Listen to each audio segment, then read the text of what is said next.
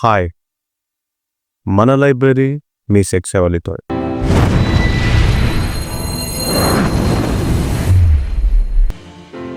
నేను 36 బుక్స్ పేరుకు వెళ్ళినప్పుడు అక్కడ ఒక గ్యాలరీలో ఒక బుక్ అయితే చూడడం జరిగింది.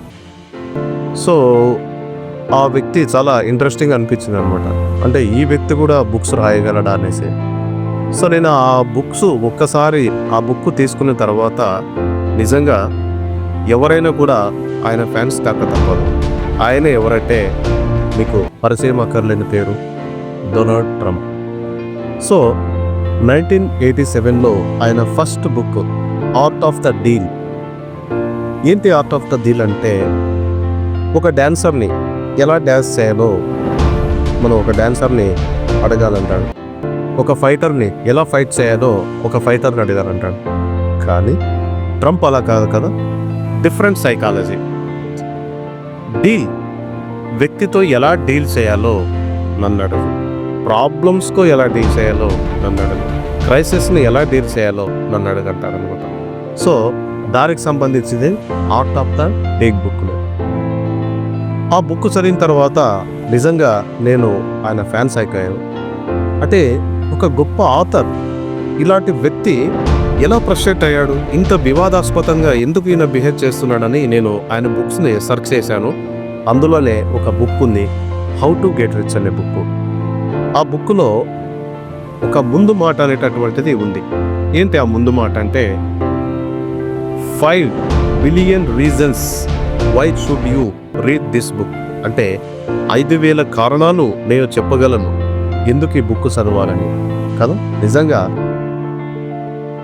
ముఖ్యంగా మరి అలాంటి వివాదాస్పద వ్యాఖ్యలు చేసేటటువంటి ట్రంప్ ఏమంటాడంటే, అమెరికాకి మెక్సికోకి మధ్య గోడ కట్టడం కానీ, లేదా H1B వీసాలు అన్నిటి కూడా క్యాన్సిల్ చేస్తడం కూడా కానీ. సో ఇవన్నీ చూస్తే ఇంతటి వివాదాస్పదమైన వ్యక్తి ఎలా మనకు అమెరికా ప్రెసిడెంట్ ఎలా అయ్యాడు, మళ్ళీ వాళ్ళు మూర్ఖురా అనుకుంటాం. సో ఖచ్చితంగా అయితే అది కాదు. ట్రంప్ ఆడేటటువంటి గేమ్లో మనమందరం కూడా ఆ సైకాలజీని యాక్సెప్ట్ చేయాల్సిందే. ఎందుకంటే మన సైకాలజీని ఆయన వాడుకుని ఏ విధంగా గొప్పవాడయ్యాడో ఈ బుక్లో చెప్తాడు. అరే భాయ్, నేను ఇలాంటి డిఫరెంట్ సైకాలజీ నేను ఫాలో కావడం వల్ల నేను ఇంత గొప్పవాడిని అయ్యాను. మీరు కూడా ఇంత గొప్పవాళ్ళు కావాలంటే మరి ఏం చేయాలి? ఒక మాటలో అంటాడు, చిన్న చిన్న గాసిప్స్ క్రియేట్ చేసుకో. నీ పైన నువ్వు ఎదుటి వాళ్ళ మీద జోకులు వేయడమే కాదు, నీ పైన కూడా నువ్వు జోకు వేసుకో అంటాడు అనమాట. నిజంగా మనం టీవీ షోస్లో చూసినట్లయితే 2011 షోలో ఒబామా ట్రంప్ను చాలా అవహేళన చేస్తాడు. సో చేసినప్పుడు అక్కడ ట్రంప్ కృంగిపోలేదు, కానీ అక్కడే ఒక మాట అంటాడు, నేను ఆ సందర్భంలో నేను ఈగోని పెంచుకున్నాను, మీరు కూడా ఒక ఈగోని పెంచుకోండి. మనిషికి ఒక ఈగో అనేది చాలా అవసరము. ఈగో ఉంటేనే మనిషి గొప్పవాడు అవుతాడు. సో ఆ ఈగో వల్లే నేను ఇంత గొప్పవాడిని అయ్యాను. ఆ రోజు నేను ప్రెసిడెంట్ ఎలక్షన్లో పోటీ చేస్తే నేను గెలవనని తెలిసి ఒబామా ఉండే టైంలోన. సో తర్వాత ఆయన పోటీ చేసి గెలవాలనుకున్నాడు, గెలిచాడు. నెక్స్ట్ ఇంకేమంటాడంటే, journey start with early days. అంటే మనం బిజినెస్ కానీ జాబ్స్ కానీ ఏదైనా కూడా చిన్న వయసులోనే మనము స్టార్ట్ చేయాలి. ఎన్ని వివాదాస్పదమైనటువంటి ఉండేటటువంటి వ్యక్తి ఆ యొక్క డిఫరెంట్ సైకాలజీని మనం కూడా చదివి ఆచరించి సో అలాంటి గొప్ప స్థాయికి వెళ్ళాలని ఆయన కోరుకుంటాడు. నిజంగా ట్రంప్ అంటే మనము నిజంగా ఏమనుకుంటామంటే ఈయన ఒక వివాదాస్పద వ్యక్తి అనుకుంటాం, అని నిజంగా అది కాదు. ప్రపంచంలోనే గొప్ప రచయిత. ఇది బాగా గుర్తుపెట్టుకోవాలి మనం. ఆర్ట్ ఆఫ్ ద డీల్ కావచ్చు, నెవర్ గివ్ అప్ కావచ్చు. ఈయన గురువు ఎవరంటే the power of positive thinking రాసినటువంటి Norman Vincent Peale the power of positive thinking ఎవరైతే రాశారో ఆయన ఒక గొప్ప మేధావి. మనం పాజిటివ్గా ఎలా ఆలోచించాలో చెప్పేటటువంటి ఆ మేధావి యొక్క శిష్యుడే అని తెలిసింది నాకు కూడా.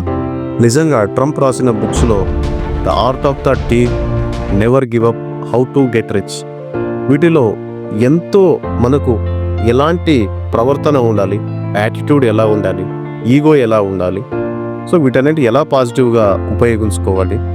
మనం కొంతమంది డబ్బు సంపాదిస్తారు, కొంతమంది పేరు సంపాదిస్తారు. మరి ట్రంప్ ఏం చేస్తాడంటే, అరే బాయ్, నీవు డబ్బు సంపాదించు, ఆటోమేటిక్గా పేరు కూడా 2 సంపాదించుకో అని చెప్పడం జరుగుతుంది అన్నమాట. సో నిజంగా చాలా నేనైతే ఒక గొప్ప రచయిత. ఆయన చూడండి అన్ని రంగాల్లో బిజినెస్లో సక్సెస్ అయ్యారు, ఆథర్లో అంటే ఆయన స్టోరీస్ రాసేదాంట్లోనూ స్టోరీ రైటింగ్లో కూడా ఆయన నెంబర్ 1 అయ్యాడు. తర్వాత పొలిటికల్లో కూడా ఆయన 3 స్థానాల్లో కూడా నెంబర్ 1 ప్లేస్లో ఉన్నాడు. సో ఎందుకు ఇలా అంటే ఆయన ఆచరించినటువంటి సైకాలజీ అండ్ యాటిట్యూడ్స్ వల్ల. సో ఈరోజు నెక్స్ట్ మరొక మంచి బుక్స్తో మీ ముందుకు వస్తాను. బాయ్.